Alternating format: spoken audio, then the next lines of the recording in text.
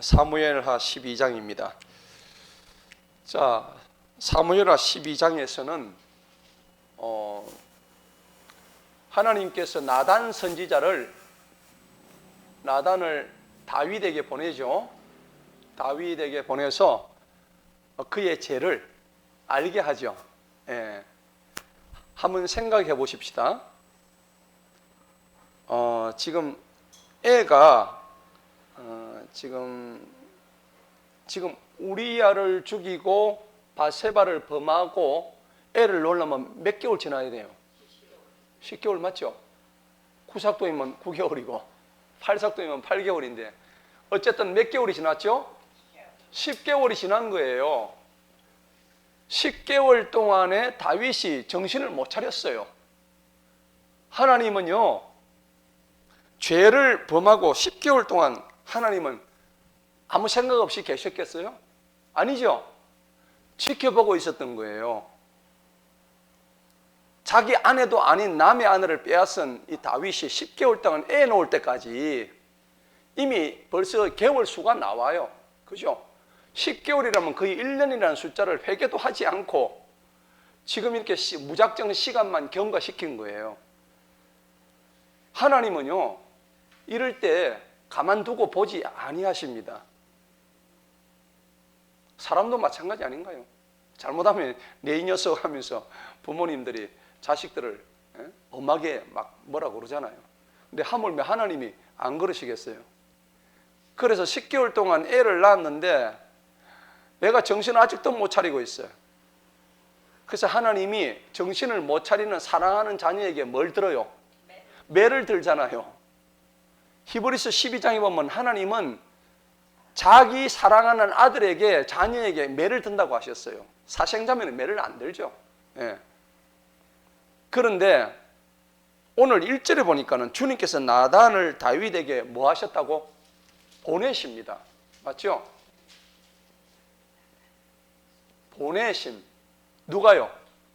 하나님이 보내신 거예요. 하나님께서 보내시는 거예요. 누구를? 나단을 다윗에게 보내는 거예요. 뭐 하시게? 깨닫게, 경고하려고. 말을 길을 못 알아듣고요, 지독하게 어긋나니까는. 근데 그나마 사랑하시니까 그렇게 하는 거죠. 가로 밖에 있으면 제낀 애 같으면 아예 보내지도 않아. 총체적으로 보면 다윗은 하나님 마음에 마지막에 마음에 합한 자라고 하셨어요. 그런데 다윗이 잘한 건 뭐냐니까, 나단 선지자를 보냈을 때 즉각적으로 뭘 했죠? 회개를 했다는 얘기입니다. 이 회개가 오늘 굉장히 중요한 얘기예요. 키포인트예요. 여러분, 우리가 잘못을 했을 때 회개하지 않으면은 성령의 역사가 일어나질 않습니다.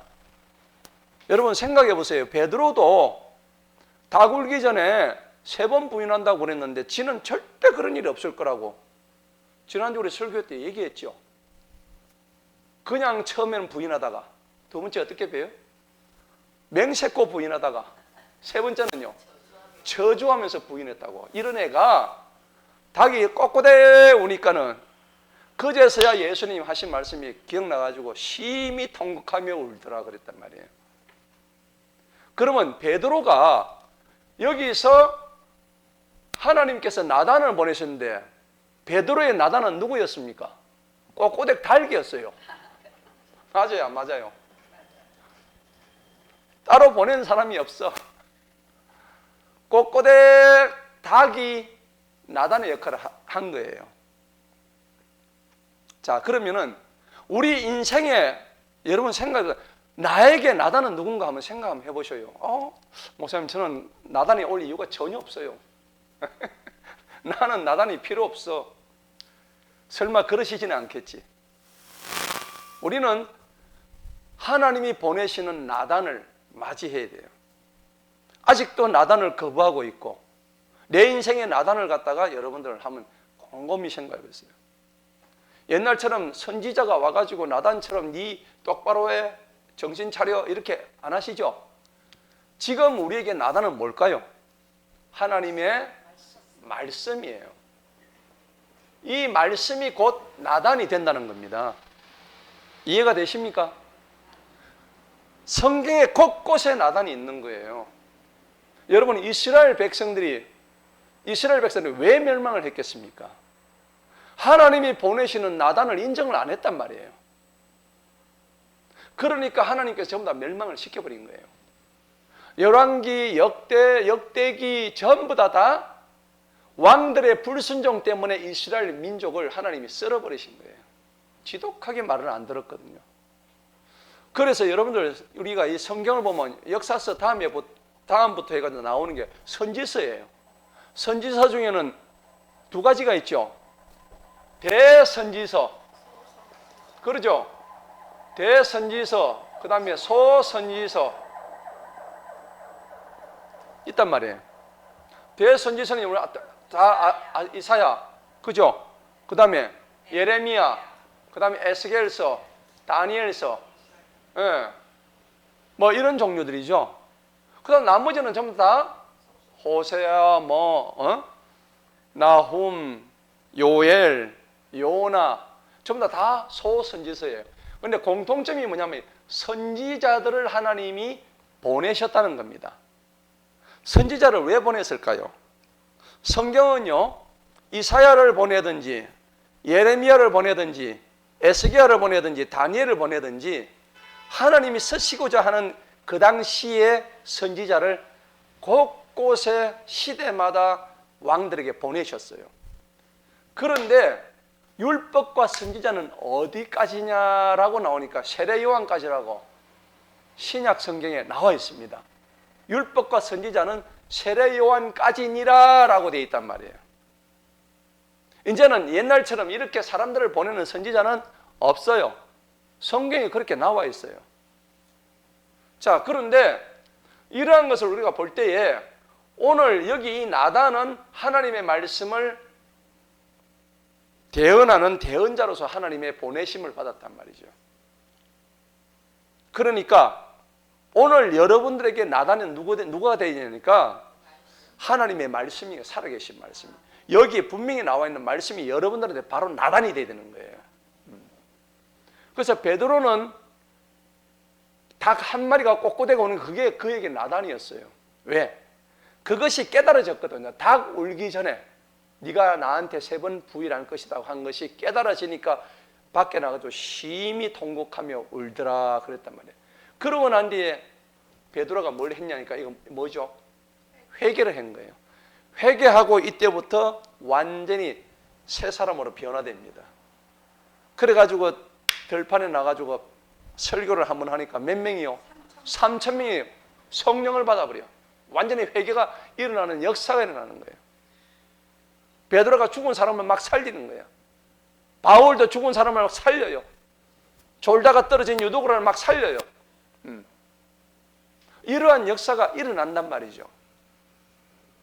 자, 그래서 오늘 이 보내시는 역사를 갖다가 우리가 해야 되는데 성경의 곳곳에서 이사야서, 예레미야서, 에스겔서 보면은 너는 가서 너는 나의 입이 되어라. 내 말을 듣든지 아니 듣든지 너는 가서 내 말을 전해라. 전부 다 하나님이 그렇게 말씀하시고 있어요. 자, 그런 말씀이 너무나 많이 나와요. 너무 많이 나오는데 하나만 찾아봅시다. 나는 말 못합니다, 하나님. 나는 내 입이 너무 둔해가지고 말도 못해요. 그런데 하나님께서는 괜찮아. 너 말 못해도 좋아. 너는 내 입이 될 수 있어. 그렇게 말씀하시는 거예요. 이사야 한번 보십시다. 이사야 6장입니다.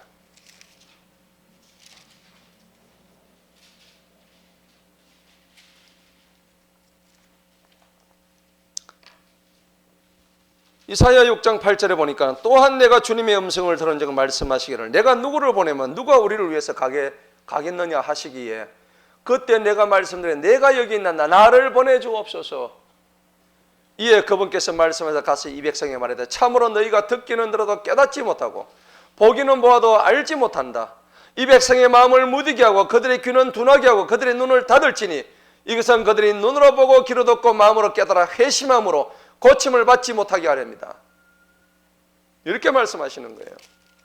얼마나 이 백성들이 그렇게 하나님의 말씀을 모르냐 이거죠. 예레미야 뛰어봅시다. 이거는 이사야 선지자고 예레미야 1장을 보십시다. 예레미야에게는 어떤 말씀하실까요? 오늘 나단과 같이 가서 전하는 거예요. 예레미야 1장을 보니까는 5절에 봅시다. 내가 뱃속에서 너를 짓기 전에 너를 알았고 내가 모태 나오기 전에 예레미야 너를 거룩하게 구별했단 말이야. 가서 얘기해. 그러니까 6절에 뭐라 그래요? 주님, 나는 말을 할 수 없습니다. 내 입이요 완전히 얼어버렸어요. 나는 한 어린아이입니다. 7절에 뭐라 그래요? 너는 한 아이라 말하지 말고 가서 내가 예언한 무조건 명령 무엇이든 말을 해라. 그들의 얼굴을 무수하지 말라. 내가 너와 함께서 너를 건져내리라. 아멘. 그러면서 9절에 뭐라 그래요? 내가 내 말들을 너의 입에 두었느니라. 여러분 오늘 선지자 나단이요 누구한테 가요? 왕한테 가는 거 아닙니까? 감히 왕한테 가서 왕 보고 지금 바세바를 취했다고 당신 간음자요 하고 이렇게 손가락질 할 수 있겠어요? 제정신 아니면. 그죠? 제정신이가 아닌가 모르. 갑자기 헷갈림. 아니 어쨌든 제정신이면 그래 못하지요. 그런데 오늘 나단도 예레미야 선지자 똑같이 하나님의 명을 받았기 때문에 너는 가서 전하기만 하면 돼. 내가 너와 함께하리라. 나단은 왕궁의 선지자였습니다. 그런데 다윗이 정말 감사한 것은 하나님의 선지자를 결코 무시하지 않았다는 겁니다. 자, 그래서 오늘 하나님께서 부르신 하나님의 선지자 나단을 이렇게 보냈는데 본문 보십시다. 와가지고 이제 왕한테 와가지고 얘기를 합니다. 한 성읍에 두 사람이 있었는데 한 사람은 엄청 부자고 한 사람은 아주 가난뱅이에요. 왕한테 얘기하는 거예요. 어느 정도냐니까 이 부자는요 지네 집에 땅도 많고 양도 많고 소도 많고 얼마나 많은데 이 가난한 자는 보니까 집에 아무것도 없고 양 한 마리만 있는 거예요. 양 한 마리. 맞죠? 예. 한 마리 어린 암양 새끼 한 마리 외에는 아무것도 가진 것이 없는 거예요. 그래서 이 암양 새끼를 얼마나 가난했으면은 이거를 마치 자식같이 자기 딸같이 여기면서 그렇게 키우고 있는 암양인데 부잣집에 누가 손님이 온 거예요. 이스라엘 백성들은 집에 손님이 오면 이렇게 이제 대접하는 그게 있잖아요. 외부에 손님들 오면 대접하라고 성경에 나와 있잖아요. 그냥 보내지 말라고. 그래서 여러분들 리브가가 우물에 갔을 때에 어때요? 물을 대접하고, 그죠? 예, 그 이스라엘 전통 좋은 전통이란 말이에요. 나그네를 절대 함부로 하지 말라고 율법에 나와 있죠. 예, 이스라엘 율법에 나그네를 함부로 대접하지 마라. 함부로 대접하면 안 돼. 너네도 옛날에 애굽 땅에 있을 때 너네도 한때 나그네였다. 성경에서 그렇게 말씀하고 있단 말이에요. 그러니까 집에 나그네가 왔는 손님이 왔는데 대접을 해야 되는데 이 부자는 지네 집에 양이 수백 마리가 있는데 지네 양을 안 잡고 저 가난한 집에 어린 암양 하나, 새끼 암양 하나 있는데 그걸 갖다 뺏어가지고 그걸 잡아가지고 손님 대접을 하고 있는 거예요. 이게 말이 됩니까? 이 인간이 아니죠. 다윗이 그 말을 들은 거예요. 나단한테. 오늘 불쓰고 와가지고 다윗한테 그 얘기를 하는 거예요. 그 다윗이 어떻게 해요? 아니 우리 이스라엘에 그런 놈이 있단 말이냐? 당장 내가 잡아가지고 이놈을 족치리라 내가 그냥 응? 내가 때려 죽여버리지 그냥. 그리고 그런 게 있으면은 그걸 몇 배로? 4배로 내가 그냥 갚게 할 거야. 집으로 뭐라고 하니까요 5절에 보니까 주님이 살아 계시는 한 나는 이 일을 행한 자는 반드시 죽여버리겠다고. 집으로 지금 그 주인공이 지인데 맞죠? 내가 반드시 그놈 때려 죽일 거야. 지금 이렇게 얘기하는 거예요. 그러면서 6절에 보니까 그 어린 양을 4배로 갚아야 된다. 이유까지 지가 충분하게 얘기합니다. 이는 그가 불쌍히 여기지 아니하였기 때문이야 라고 지가 얘기까지 지금 이유까지 친절히 달아주고 있어요. 나단이 보니까 기가 차죠. 이게 지금 정신을 모르고 지 얘기하고 있는데 지 얘기하고 있는데 지가 지 입으로 지금 전부 다 나발을 다 불고 있으니까 참 하나님은 참 대단하신 분이죠. 이렇게 하는 게 한 방 먹이는 거예요. 7절 보니까 이에 나단이 다윗에게 말해 당신이 그 사람이니 네가 야 이놈아 네가 그 놈이야. 그랬겠죠. 이스라엘 주 하나님께서 이같이 말씀하시를 내가 너를 그러면서 하나님이 나에게 당신 다윗한테 이렇게 말씀하셔서 똑바로 들어봐요 왕이시여. 그러면서 하나님이 하신 말씀을 얘기합니다. 내가 다윗 너를 말이야 이스라엘 다스릴 왕으로 기름을 부었어. 내가 너에게 기름 부었단 말이야. 네가 뭐였는데? 너 옛날에 목동하지 않았어? 양치는 목동이었잖아. 그런 일을 잡아가지고 와서 기름을 갖다 붓고 그 다음에 누구예요? 너를 사울의 손에서 건져냈다고. 사울의 손에서 건져낸 게 한두 번입니까? 그죠? 단창을 던지고 얼마나 많은 위기 속에 있었습니까? 그래서 그거 다 하나님이 다 피하게 해주셨단 말이에요. 그 은혜를 잊어버리고 8절에 보니까 네가 내 주인의 집을 내게 주고 내 주인의 아내들을 내 품에 주고 이스라엘과 유다 집을 내게 주었느니라. 네가 그게 만약 적었다고 하면 내가 이런 거 저런 거 네한테 다 더 줬을 건데 그럼에도 불구하고 네가 도대체 부족한 게 뭐가 있었길래 어째서 그렇게 남의 아내를 갖다가 그렇게 빼앗아가지고 이 도둑놈아 야 이 도둑놈아 아주 못된 먹은 아주 악독한 이 도둑놈아 하나님이 이제 다윗한테 지금 막 뭐라 하시는 거예요. 남의 물건도 아니고 사람이 물건이냐 이놈아 어떻게 남의 여자를 갖다 그렇게 빼앗을 수 있느냐. 9절에 이제 하나님이 뭐라고 하신대. 그런데 어찌해서 네가 주의 명령을 멸시하느냐. 여러분 죄 중에 죄는 뭐냐니까 하나님 말씀을 멸시한 죄입니다. 그렇죠. 불신죄고 하나님 말씀을 듣질 않아요. 얼마나 그것이 깝깝한 일인지 몰라요. 네가 오늘 주님의 명령을 내 명령을 멸시했다. 내가 보는 데서 어떻게 악을 행하느냐. 여러분 하나님은 보셔요 안 보셔요? 다 보시죠. 그러니까 여러분들 보세요. 악은 어떤 모양이라도 뭐라고 했습니까? 버리라고 했다고요. 그러니까 우리가 악을 행할 때도 진짜로 그 생각을 해야 돼요. 데살로니가서 5장 21절 너희는 어떤 모양이라도 악은 어떤 모양이라도 버려라 그랬단 말이에요. 그러니까 내가 예를 들어서 이게 조금 악이 되겠다 싶으면은 안 해야 돼. 그죠? 근데 우리는 그런 줄 알면서 해요 안 해요? 하죠? 해요라고 너무 답이 너무나 쉽게 나와요. 이게 정상이야. 이게 정상이라고.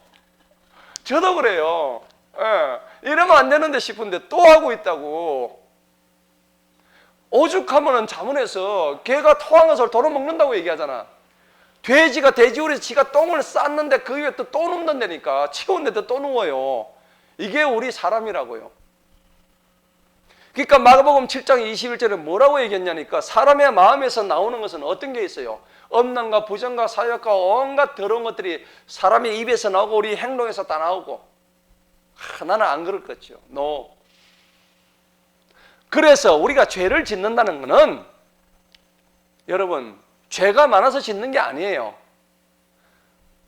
자, 우리가 죄를 짓는 것은 내가 죄인이기 때문에 죄 짓는 겁니다. 내가 근본적으로 뭐라고요? 우리는 죄인이에요, 죄인. 죄인이기 때문에 죄 짓는 거지. 내가 나빠서 죄 짓는 게 아니에요. 예. 그러니까 우리 DNA 안에는 죄성, 죄의 성격이 이미 다 들어가 있는 거예요. 여러분 애들 갓난 애들 태어나가지고 나오자마자 어떻게 해요? 악을 쓰면서 울어요. 이게 인간이라고. 엄마 뱃속에서 나오자마자 그냥 땅긋하고 나오는 게 아니고 악을 쓰면서 운다니까. 이게 인간이에요. 우리 다 안 그랬나요? 그러니까 이게 그냥 기본적으로 DNA 속에 있는 우리 죄성이 하나님이 우리의 모습을 그렇게 다 보여주신 거예요. 백이라예요. 악을 쓰면서 우는 그 새끼를 좋다고, 아이고 애가 태어났다고 그러잖아요. 그리고 어찌됐거나 그런 새끼라도 태어나서 너무 좋아가지고 하는데, 그 아이가 말을 하기 시작할 무렵부터 해가지고 뭘 배냐면 거짓말부터 배워요. 이 새끼가 거짓말부터 배운다니까. 여러분, 거짓말 누가 가르쳐 줬나요? 애들이 자기도 모르게 그냥 자기 보호 본능적으로 자기를 보호하려고 방어막을 친다니까. 너 사탕 먹으면 안 돼? 한데 입에 있다가 물 달다. 그러다가 꼴딱 삼키죠. 엄마가 안 돼 하니까는 안 먹었어 하면서 입 안에 혐의도 쏙 숨기는 거예요. 이거 누가 가르쳐 줬어요? 안 가르쳤다고. 이미 우리 속에 이런 재성들이 다 들어가 있단 말이에요. 그죠? 이게 숨길 수 없는 거예요. 그렇기 때문에 우리가 죄를 지어서 죄인이 아니에요. 절대 착각하시면 안 돼요. 죄를 지어서 죄인이 아니고 우리는 그냥 죄인이기 때문에 그냥 죄를 짓는 거예요. 안 지을 수가 없어. 그런데 우리가 너무나 신기한 것이 예수님이 우리의 죄의 값을 다 지불하셨기 때문에, 그래서 우리의 신분이 죄인에서 뭐로 바뀌었어요? 의인으로 바뀌었단 말이에요. 의인으로. 할렐루야. 이거 얼마나 감사한 일이냐고. 그죠?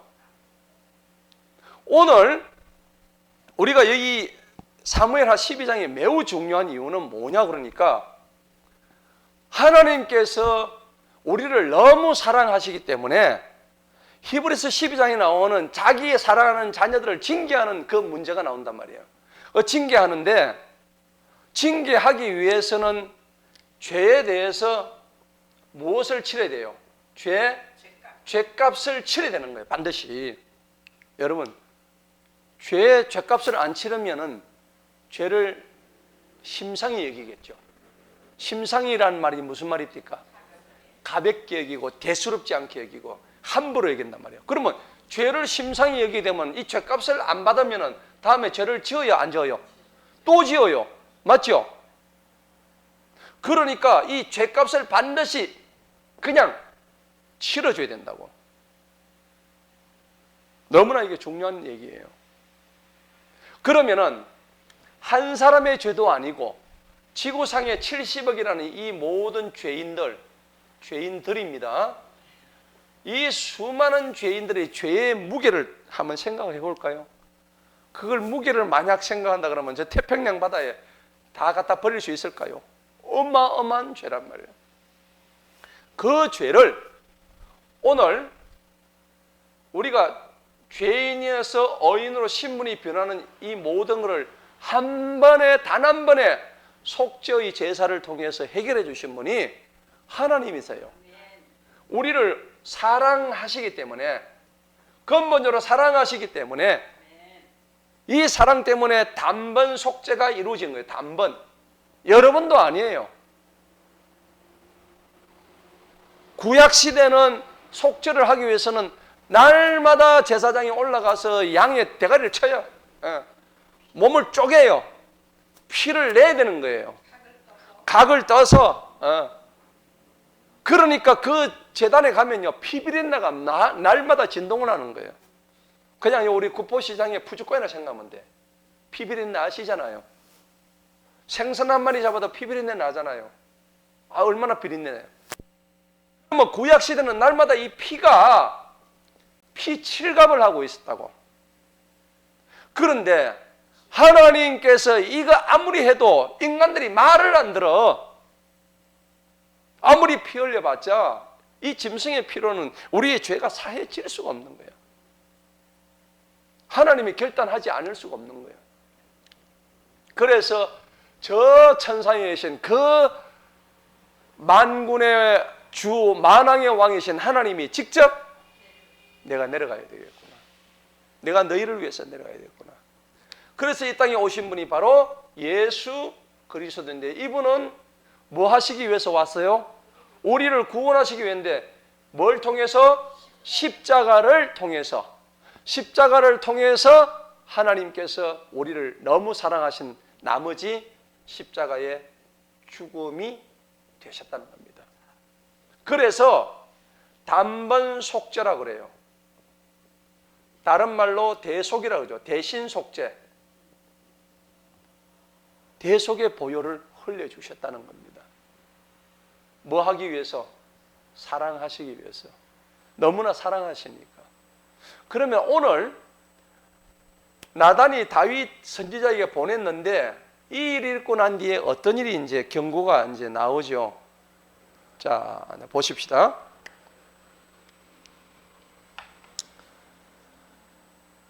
네가 보는 데서 9절에 보니까 네가 헷사람 우리아를 칼로 죽여 암몬 자손의 칼에 그를 죽게 하고 그의 아내를 빼앗아 네 아내로 삼았다도, 바로 직격탄을 바로 날립니다.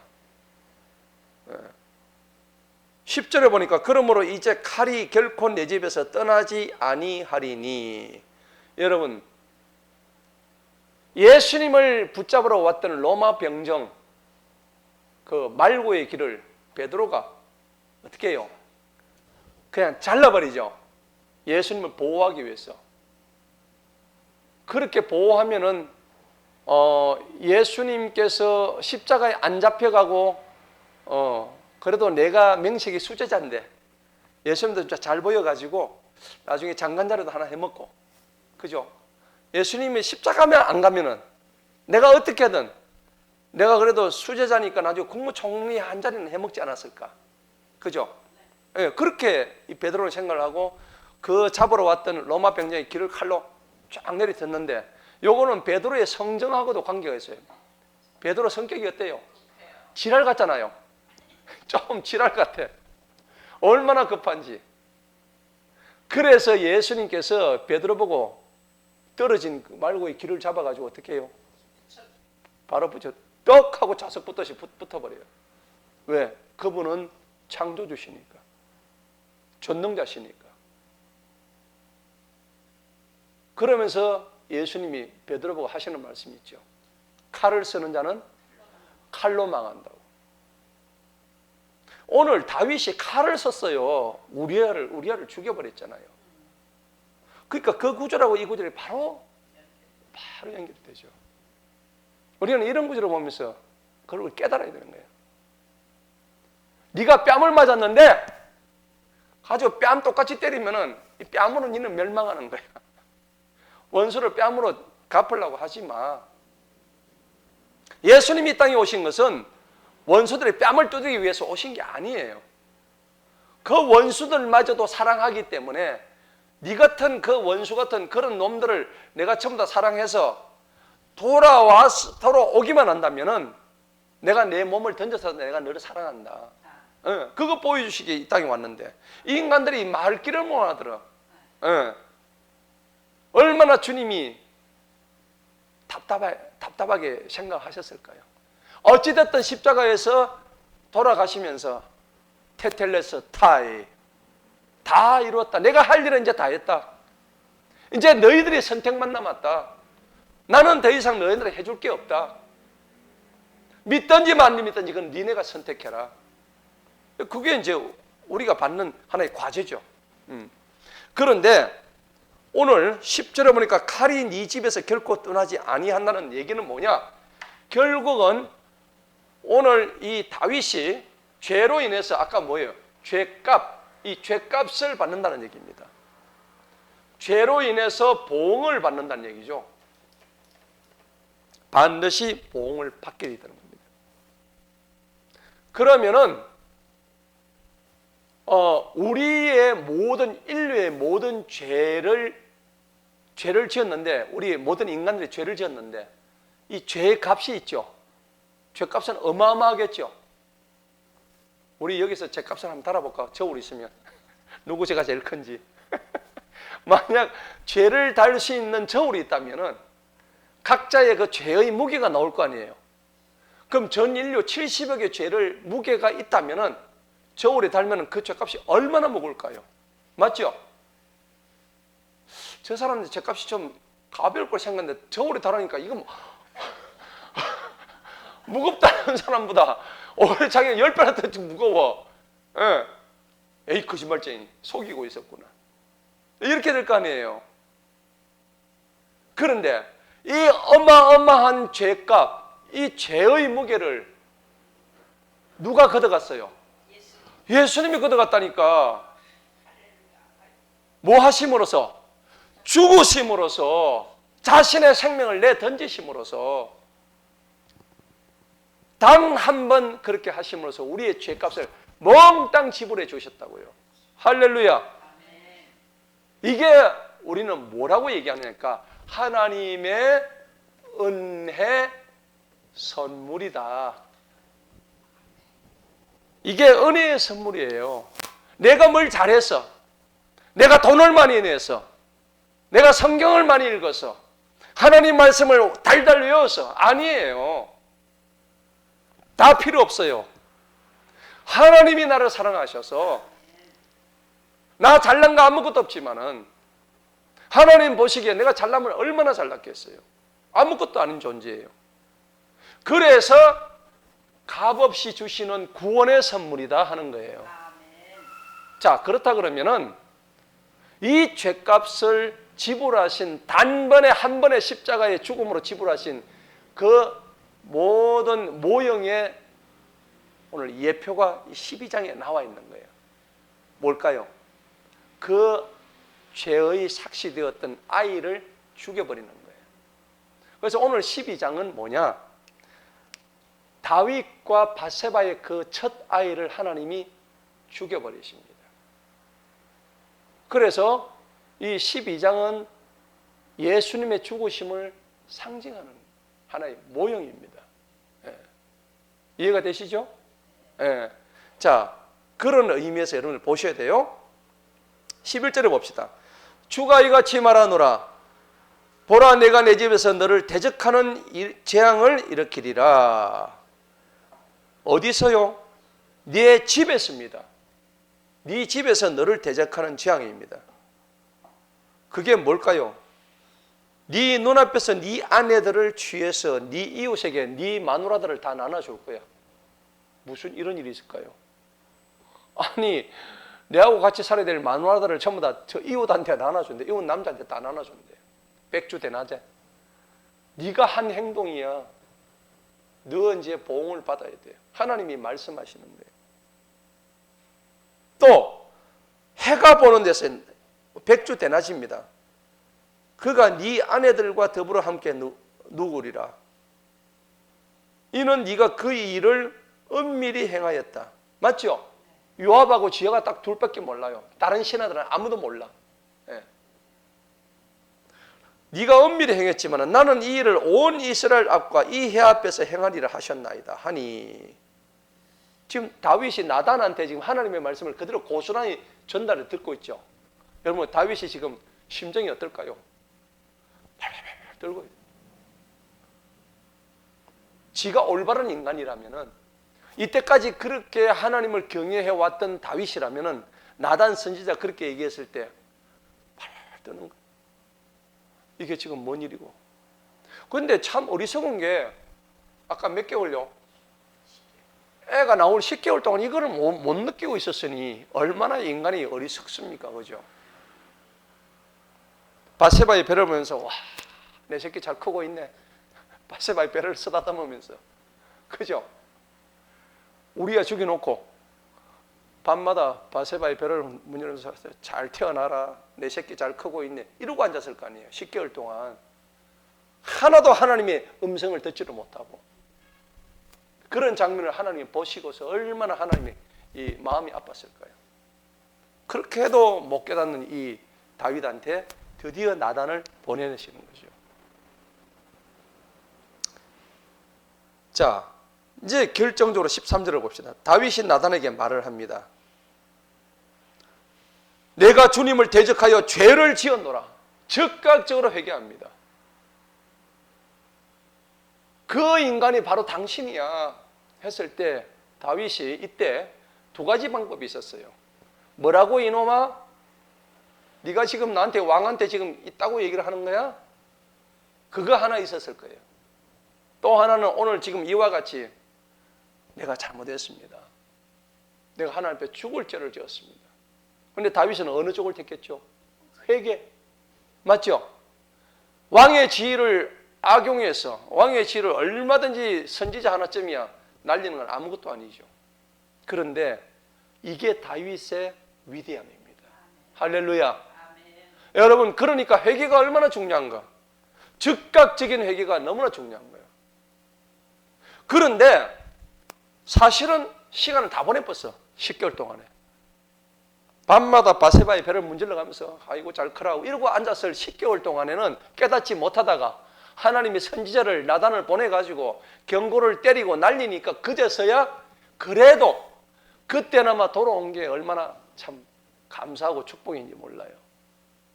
하나님은 10개월 동안까지 견뎌주시는 거예요. 참아주시는 거예요.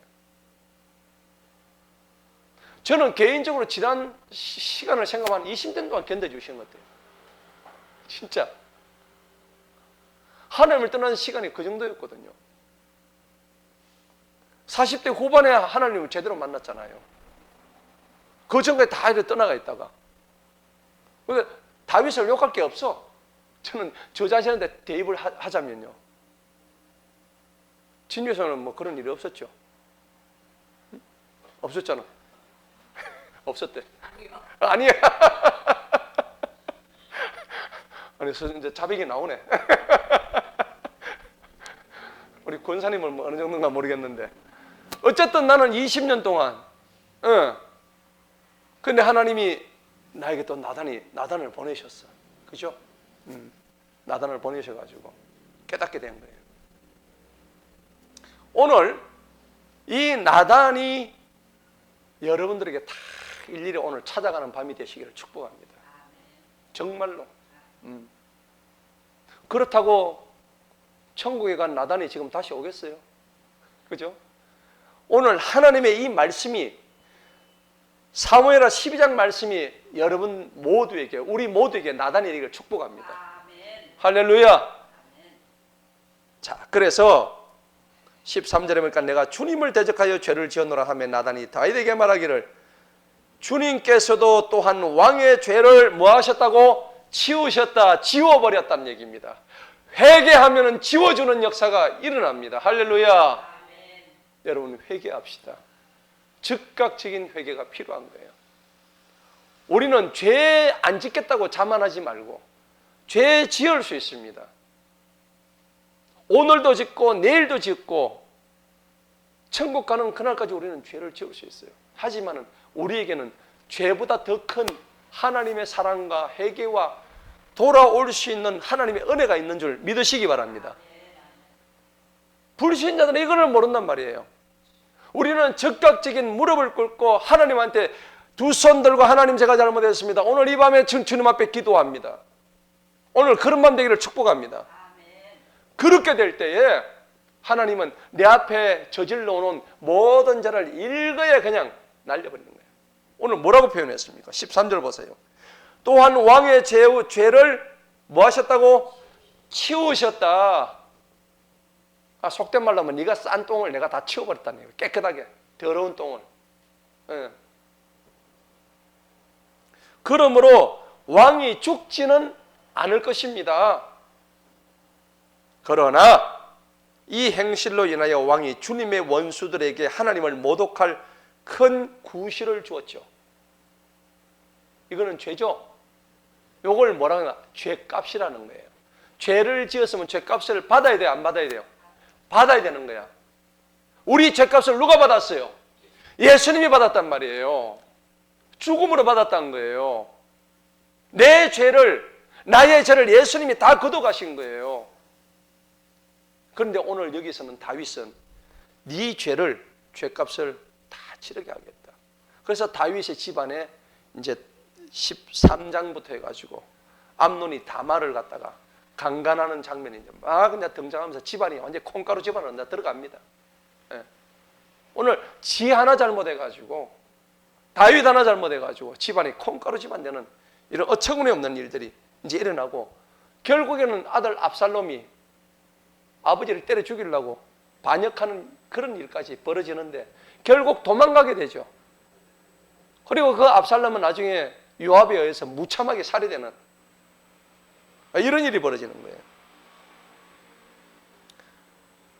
그리고 14절에 보니까 큰 구실을 주었으니 왕에게 태어난 그 아이는 반드시 뭐 한다고요? 죽으리라. 이 죽으리라는 것이 결국은 아까 말씀드렸던 죄값을 치러야 되는 것이에요. 죄값을 치러야 되는 거예요. 그러니까요, 우리가 이스라엘 백성들을 보게 되면은 여러분들 기억하세요. 우리가 성경에 보면 이스라엘 백성들이 죄의 하나의 형태를 보게 되면은 범죄를 합니다. 맞죠? 우리가 범죄를 하게 되면은 하나님께서는 뭘 주시냐니까 이 범죄하면은 범죄에 대해서 징계를 내리시죠. 맞죠? 징계를 당하고 나면은 어떻게 해요? 회개를 합니다. 회심. 회개를 하게 되면 하나님이 뭘 주시냐니까 회복을 주시는 거예요. 맞죠? 치유. 이 모든 과정을 하나님 나라의 하나님 백성의 사랑하시는 뜻이 있는 거예요. 사랑의 뜻이 있는 거예요. 이 안에. 그죠? 범죄하고 징계받고 회개하고 다시 돌아오는 회복. 회복되고 난 뒤에 또 어디로 돌아가요? 또 범죄하고. 이게 끊임없이 로테이션 되는 거야. 이스라엘 백성들의 끊임없는 지긋지긋한, 어쩌면 우리의 모습인지도 몰라요. 그죠? 그럼에도 불구하고 하나님 백성에 대한 하나님의 사랑하심, 그 사랑이 너무나 크시기 때문에 이 속에 우리가 다 들어간다는 겁니다.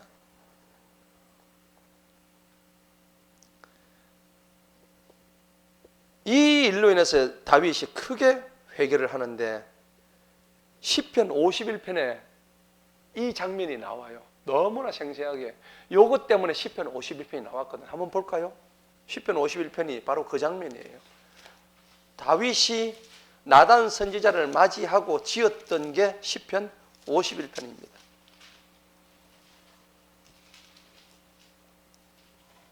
어떻게 얘기하는가 볼까요? 시편 51편은 다윗이 밧세바에게로 들어간 후에 나단이 와가지고 지적하는 장면입니다. 그때 지적당하고 난 뒤에 이 시편 51편을 쓴 거예요. 오 하나님이시여 주님의 인자심을 따라 나를 긍휼히 여기소서. 지가 잘못해놓고요. 그러고 주님의 긍휼하심에 여기심에 풍성하심으로 뭘 지워요? 내 죄가들을 다 지워주시옵소서. 죄가라는 것은 이 과일과자, 열매, 죄의 열매들을 싹 좀 지워주세요. 간청합니다. 2절에 보니까 나의 불법으로부터 나를 완전히 씻으시고 나의 죄로부터 나를 깨끗하게 하옵소서. 그러니까 여러분들 시편 51편 읽을 때는 다윗이 밧세바에 들어가고 범죄하고 난 뒤에 나단이 와가지고 한마디 한 거를 기억하시고 읽으면 훨씬 그 장면이 생생하게 다가오는 거예요. 이제 계속적으로 이제 자기 그 고백이 나옵니다. 3절에 보니까 내가 나의 죄가들을 깨달았기 때문에 나의 죄가 영원히 내 앞에 있습니다.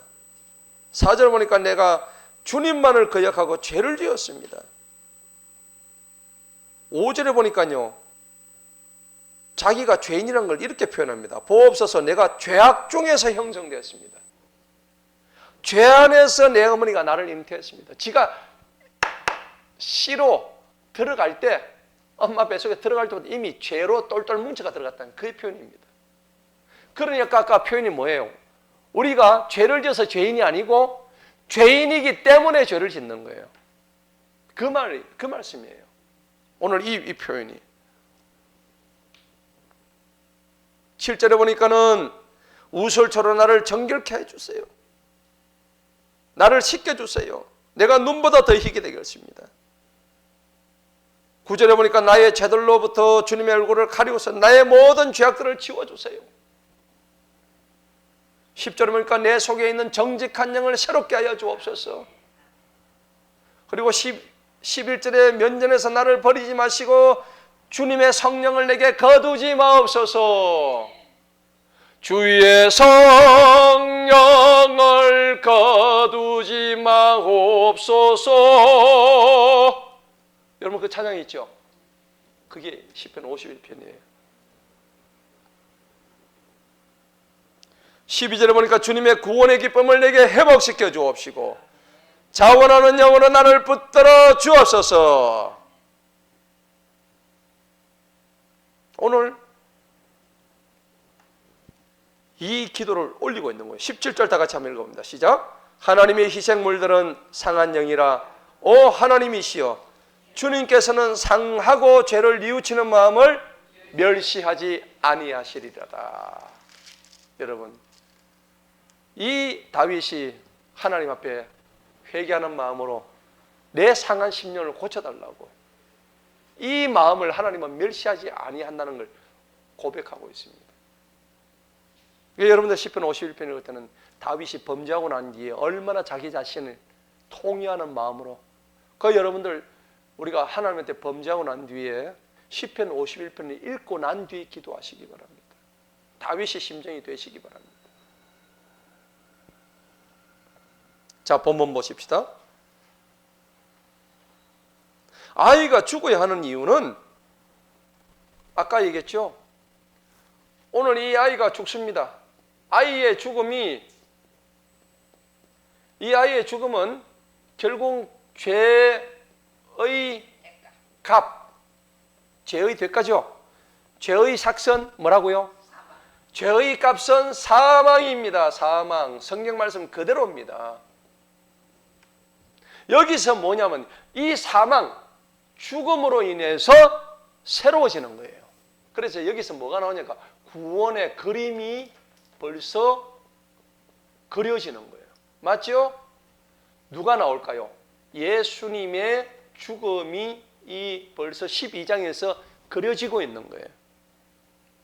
다윗의 아이가 죽는 장면에서 예수님의 죽음이 예표되고 있다는 겁니다. 그래서 우리는 이걸 깨달아야 되는 거예요. 그리고 18절 보세요. 15절에 보니까는 나단이 자기 집으로 가고 주님께서 우리아의 아내 다윗에게 낳은 아이를 어떻게 해요? 치십니다. 그 아이가 몹시 앓게 되죠. 그리고 18절에 뭡니까? 7째 날에 그 아이가 죽어버립니다. 그렇죠? 여러분 죄값을 물어야 돼요? 안 물어야 돼요? 만약 안 묻게 되면 어떻게 될까요? 인간들이 죄를 계속 짓겠죠. 하나님을 두려움이 없기 때문에. 그리고 하나님은 공평하신 하나님이잖아요. 죄를 많이 지은 놈이 와가지고 가만히 놔두면은 이 나라의 법이 존재할 수 있겠습니까? 안 되죠. 우리는 못 살아요. 죄값을 안 묻게 되면은 이 나라는 엉망이 돼버려요. 그러니까 죄값은 반드시 물어야 되는 거예요. 우리 인간의 죄값을 다 물어서 해결해 주신 분이 바로 예수님이시다. 너무나 감사한 일이죠. 아이가 죽고 난 뒤에 금식하고 울고 그랬는데 이제 소용이 없죠. 애가 죽었는데. 23절 보십시다. 애가 죽었는데 어찌하여 내가 금식할 수 있겠나? 내가 그를 다시 돌아오게 할 수 있겠느냐? 이제는 내가 밥도 먹어야 되겠다. 아이가 죽은 것을 갖다가 인정하는 겁니다. 내가 죽은 아이를 내가 다시 돌이켜 올 수는 없다. 이거는 누구의 주권이에요? 하나님이 행하신 일을 갖다 다윗이 인정하는 거예요. 신하들이 왕이시여 빨리 금식을 거두시고 이러셨는데 근데 다윗이 그래요. 내가 금식할 때는 안 먹었지만 애가 죽었기 때문에 나는 더 이상 금식할 필요가 없어. 이건 하나님의 절대 주권이에요. 그렇게 얘기하는 거예요. 그러고 난 뒤에 24절에 보니까 다윗이 이제 애가 죽고 난 뒤에 다시 그의 아내 밧세바를 위로하고 그녀에게 다시 또 들어갑니다. 들어가자마자 또 함께 눕죠. 그리고 또 애도 금방 또 들었습니다. 그의 이름이 누구라고요? 그의 솔로몬이에요. 솔로몬의 뜻이 뭐냐니까, 솔로몬의 뜻은 여러분 샬롬 알죠? 샬롬. 샬롬의 뜻이 뭡니까? 평안입니다. 평안. 얼마나 집구석이 평안하지 못했으면은 이름을 평안하다고 그래서 솔로몬을 지은 거예요. 집안이 엉망이었잖아요. 그래서 샬롬이란 뜻을 가진 솔로몬으로 짓게 된 겁니다. 평안하라고요. 그런데 솔로몬의 뜻이 뭐냐니까, 다른 말로 거기 뒷장에 보니까 뭐라고 되어 있죠? 25절.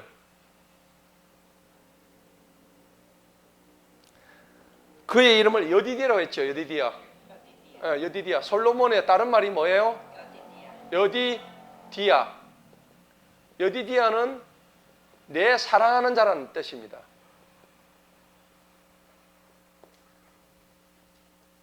예수님이 세례 요한에게 침례를 받고 무태에서 올라오는데 천사들이 오면서 하늘에서 소리가 들리죠.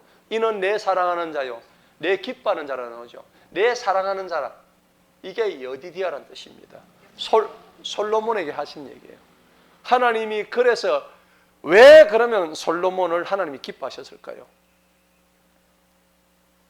바세바 이 불륜 관계에서 나온 자식인데, 그러면 앞에 애는 죽이고 솔로몬은 왜 그래 사랑하셨을까요? 당연하죠. 얘는 이미 이제 죄값을 다 치르고 난 뒤에 나온 애입니다. 맞죠? 예. 죄값을 완전히 다 치르고 난 뒤에 하나님은 죄를 물으셔야 안 물으셔요? 아니, 죄는 용서하시되 죄값은 받고 그 이후에는 물으셔야 안 물으세요? 안 물으시죠? 그래서 죄값을 치르고 난 아이가 솔로몬입니다. 여디디아, 하나님이 기뻐하신 거예요. 그래서 이 솔로몬은 회개의 아들입니다. 회개. 그 다음에 또 솔로몬을 하나님이 주시고 솔로몬을 기뻐하신 이유는 뭐냐니까, 하나님의 언약 때문입니다. 다윗 언약 때문이에요. 내가 네를 기뻐하노라, 내가 너를 번창하게 하리라.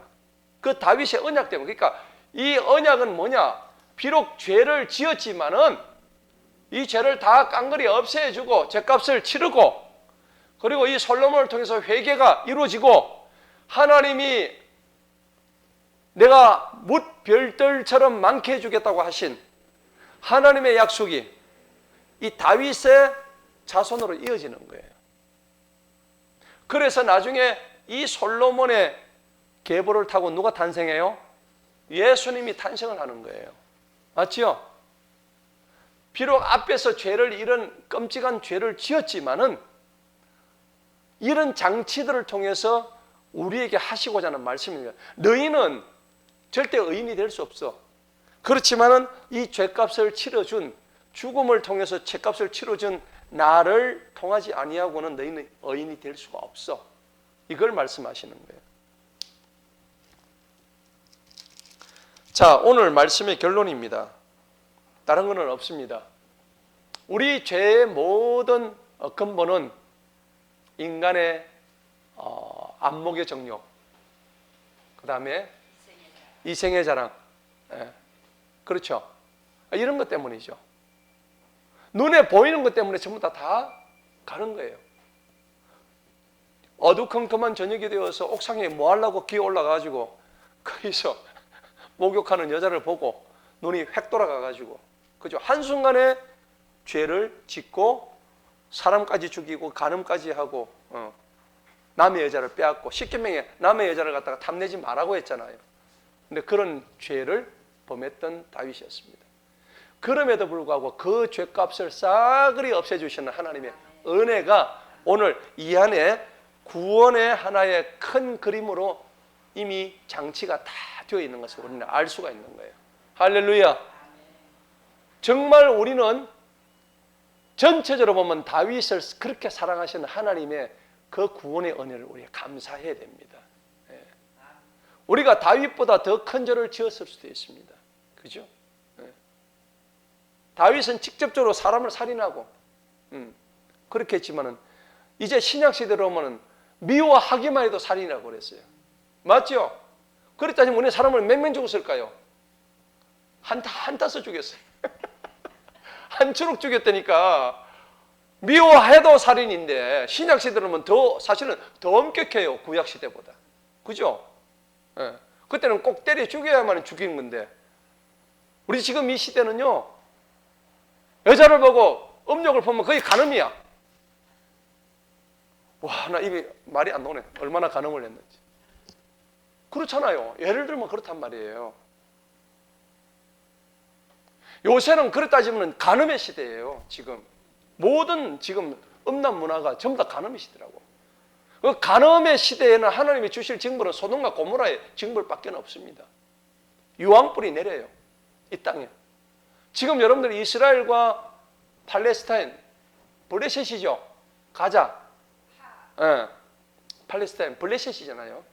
지금 팔레스타인은 지금 하고 있는 가자 그쪽이 좀 그게 이제 블레셋과의 싸움이에요.